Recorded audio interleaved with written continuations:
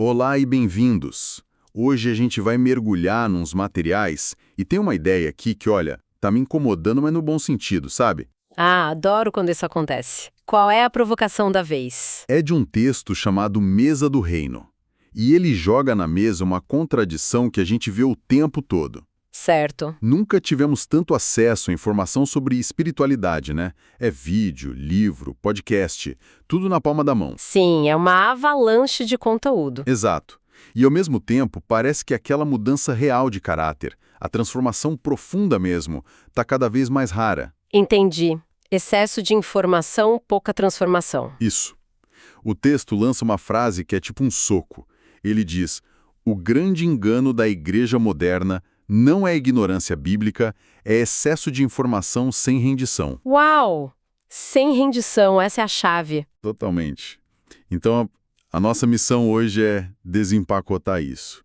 Como pode tanto conhecimento não estar virando mais paciência, mais humildade, mais amor? O que está se perdendo no caminho entre a cabeça e, sei lá, o coração? Essa é a pergunta de $1 milhão, né? E o texto argumenta que a resposta está numa confusão fundamental que a gente faz. Que seria? Ele propõe que existe uma diferença, assim, abissal entre aprender sobre Deus e ser confrontado por Deus. Aprender sobre Deus versus ser confrontado por Deus. Exato. Aprender sobre Deus é fascinante. A gente acumula dados, fatos teológicos. Isso dá um repertório incrível. Faz a gente se sentir seguro, sabe? Dá munição para discussões, né? Totalmente. Impressiona. Mas ser confrontado por Deus é outra coisa. É um processo que, na verdade, não impressiona ninguém de fora. Pelo contrário. Como assim? E quebra as nossas estruturas por dentro, é desconfortável, expõe as nossas contradições. E a tese central da nossa fonte é que nós, coletivamente, nos apaixonamos pelo repertório e estamos fugindo do confronto. Espera um pouco, mas uma coisa não deveria levar à outra? Eu sempre pensei que quanto mais eu aprendesse sobre um assunto, mais eu seria, sei lá, impactado por ele. É o que parece lógico. Onde é que essa conexão se quebra? Como que o conhecimento, que deveria ser a porta, acaba virando um muro? É um paradoxo. E o texto explora justamente esse ponto de ruptura. A conexão se quebra quando o conhecimento vira um fim em si mesmo. Ele se torna uma espécie de escudo. Você aprende a linguagem, os jargões, as respostas certas, e essa fluência te dá uma falsa sensação de maturidade. Entendi. É como, sei lá, alguém que leu dezenas de livros sobre natação. Ótima analogia. Sabe, todas as técnicas, a física da flutuação, a história dos estilos, mas nunca pulou na piscina. Exatamente. Da borda, ele parece um especialista. Mas ele não sabe o que é água fria, o que é ficar sem fôlego, o conhecimento dele é teórico, não é existencial. E a fonte diz que muitos de nós estamos virando esses, especialistas na borda da piscina. Infelizmente, sim. Entendi. A gente vira um sommelier de teologia, mas não bebe o vinho. E essa ideia é reforçada por uma frase do texto que me marcou muito. Qual foi? O céu não mede maturidade pelo quanto você sabe. Mede pelo quanto você mudou. Pô, isso reposiciona tudo. Totalmente. A meta não é acumular. É transformar. E se o conhecimento não está levando à transformação, ele se torna, nas palavras do texto, um peso morto. Exatamente. E para explicar essa diferença entre o conhecimento que só informa e o que transforma, a análise mergulha num conceito hebraico que é fundamental. É a palavra yadar. Yadar. Isso. O que é fascinante aqui é que no nosso pensamento ocidental, conhecer é uma atividade primariamente cerebral, de observação. Certo, eu observo, analiso, catalogo. Perfeito. No pensamento hebraico, yadar é muito mais profundo. É um conhecimento de participação, de intimidade, de experiência. E o texto usa uma analogia que é impossível de ignorar, certo? Sim. Ele diz que é a mesma palavra usada para descrever a intimidade física entre um casal. Isso mesmo. E essa analogia é a chave de tudo. Quando a Bíblia diz que Adão conheceu Eva usando a palavra yadar, obviamente não está dizendo que ele leu a biografia dela ou fez um curso sobre ela. Exato, está falando de uma união que gera vida. É um conhecimento que funde, que muda os dois envolvidos para sempre. Nossa. Então, quando essa mesma palavra é usada para descrever nosso relacionamento com Deus, a implicação é explosiva. Faz todo sentido. Conhecer a Deus nesse sentido não é saber fatos sobre Ele. É entrar numa relação tão íntima que ela necessariamente nos altera, nos confronta e gera algo novo em nós, um novo caráter. Quer dizer que o conhecimento Yadá não é algo que a gente carrega. Não. É algo que nos carrega. Ok, isso é poderoso. Porque se Yadá é a régua, então a espiritualidade deixa de ser um hobby de fim de semana e vira algo que invade a segunda-feira de manhã. A pergunta muda de o que eu aprendi no culto para como eu reagi quando me fecharam no trânsito. Exatamente aí, no momento de estresse. Porque se esse conhecimento é real, ele tem que aparecer ali. E é aí que o texto aponta uma desconexão brutal, né? Como alguém pode dizer que conhece a Deus, mas continua sendo orgulhoso, defendendo o ego com unhas e dentes, justificando o próprio mau humor? É a contradição central.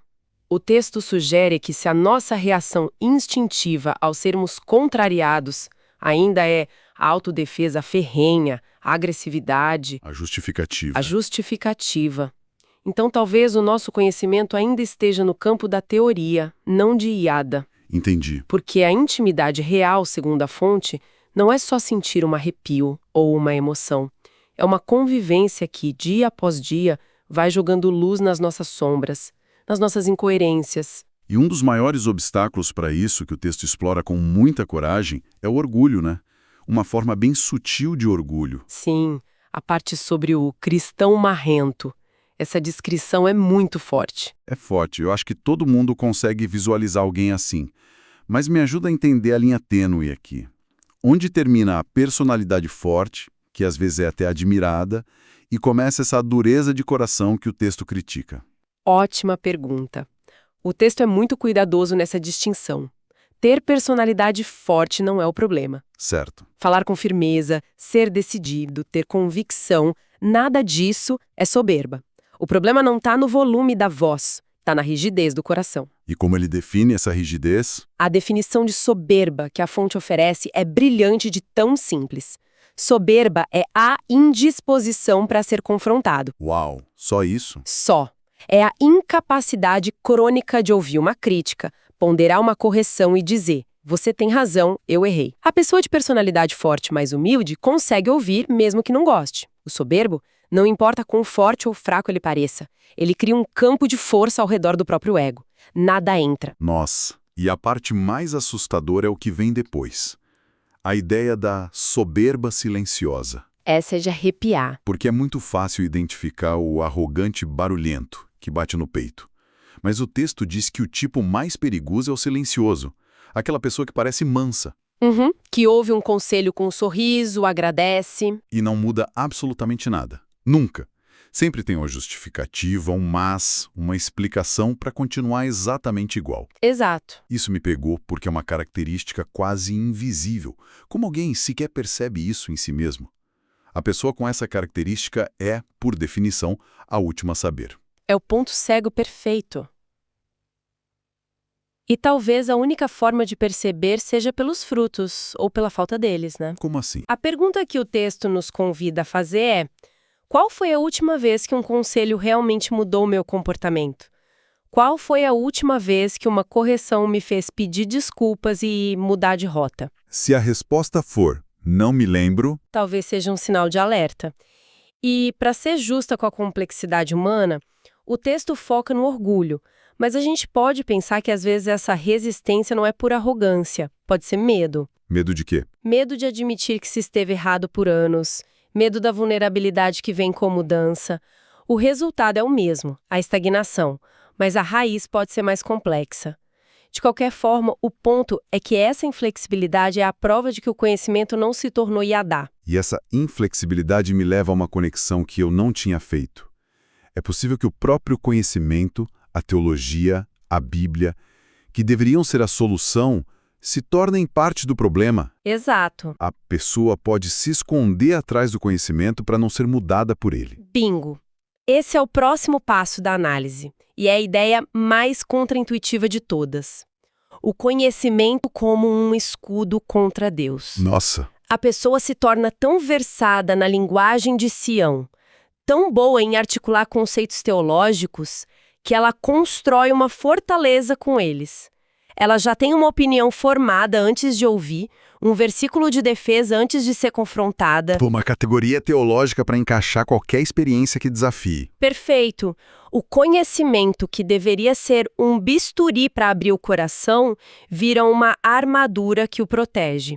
Em vez de gerar quebrantamento, gera mais defesa. É como se a pessoa fosse vacinada contra a transformação com uma dose fraca da própria verdade. Que imagem forte. É isso. E os exemplos que a fonte usa para contrastar isso são brutais.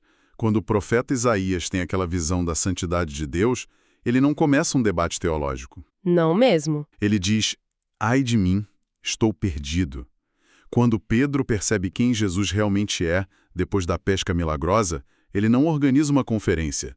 Ele cai de joelhos e diz, afasta-te de mim, Senhor, porque sou um pecador. O encontro real desmonta o ego. Desmonta o ego, exato. O encontro real com o sagrado, segundo esses exemplos, não infla o ego com mais conhecimento. Ele desmonta. Desmonta. Essa é a expressão perfeita. E o texto sugere um sintoma muito claro de quando o nosso conhecimento virou escudo em vez de bisturi. Qual? A facilidade com que a gente julga os outros versus a dificuldade que a gente tem em se autoexaminar. Ah, sim. A pessoa com conhecimento escudo tem um radar apuradíssimo para a falha alheia, para o erro doutrinário do outro, para a viga no olho do vizinho. Mas o espelho para si mesma está sempre embaçado. Faz sentido. A fonte propõe uma lei espiritual quase matemática. Quanto mais alguém genuinamente conhece a Deus, no sentido de Yadá, menos confortável fica em julgar os outros e mais rápido se torna em perceber a própria dependência e as próprias falhas. Ou seja, a intimidade real não gera superioridade. Gera consciência da própria fragilidade. Ok, então, depois de toda essa discussão, que é bem desafiadora, vamos trazer para a prática. Se a prova de Yadá não está no quanto a gente sabe, mas no quanto a gente mudou, o que isso significa no dia a dia? Que tipo de mudança o texto está descrevendo? O texto é muito pé no chão aqui. Não fala de perfeição, mas de uma direção clara de mudança. São os frutos vivíveis. Certo. Me dá exemplos. Os exemplos são concretos. É a paciência brotando onde antes só havia pavio curto. É a mansidão aparecendo onde a reação padrão era a agressividade. Entendi. É a generosidade substituindo um coração mesquinho.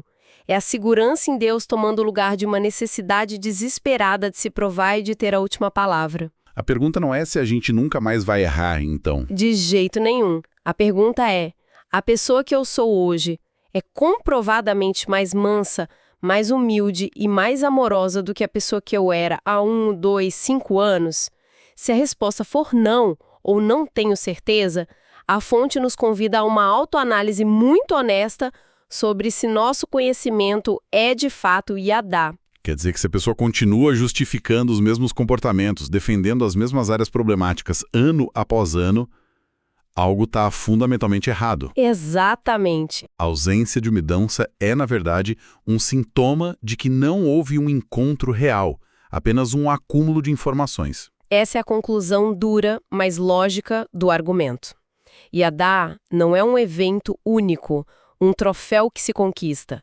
É um processo contínuo. Uma dança. Uma dança de se aproximar, ser exposto, se arrepender e ser moldado. E o objetivo de Deus, na perspectiva da fonte, não é formar crentes informados e inflexíveis, mas sim filhos moldáveis. Filhos moldáveis, gostei disso. E um filho que realmente convive com o pai, inevitavelmente começa a se parecer com ele. A pergunta final, portanto, muda de quanto eu sei sobre Deus, para uma muito mais desconfortável. O quanto eu já me pareço com ele. Exato. Porque, no fim das contas, conhecer não é acumular, é se tornar. Isso nos leva a uma conclusão inevitável, que amarra toda a nossa conversa. Não existe intimidade verdadeira, não existe Yadá, sem transformação visível. Não existe. O conhecimento que vem de um encontro genuíno não é confortável. Ele confronta, ele mexe com as nossas estruturas, Ele não permite que o nosso orgulho continue intacto. Exato. Se a gente continua exatamente a mesma pessoa, só com um vocabulário religioso mais sofisticado, talvez a gente nunca tenha saído da borda da piscina. Perfeito. E para encerrar, o texto não nos deixa com um sentimento de condenação, mas com um convite à reflexão. Um convite. Sim, as perguntas finais não são sobre pecados óbvios ou escandalosos, mas sobre essas áreas sutis de resistência que todos nós temos. E eu gostaria de deixar essas perguntas aqui tiradas diretamente da fonte para que fiquem ecoando. Manda. A primeira é: existe alguma área na minha vida onde a justificativa final ainda é eu sou assim mesmo? Puxa. A segunda: existe algum comportamento que eu protejo como se fosse minha personalidade, mas que no fundo eu sei que é dureza de coração? Forte. E a terceira: existe alguma correção que eu sempre recebo com um sim, mais? O sim mais é terrível. É. Mas o convite, no entanto, é de esperança. A fonte nos lembra que Deus não expõe para humilhar, mas para curar e formar. Ele não desmonta para destruir, mas para reconstruir sobre um fundamento mais sólido. O chamado é para que a gente finalmente use nosso conhecimento como um espelho e não mais como um escudo. Um espelho e não um escudo. E a frase final do texto é a síntese de tudo. Yadá começa quando o orgulho termina.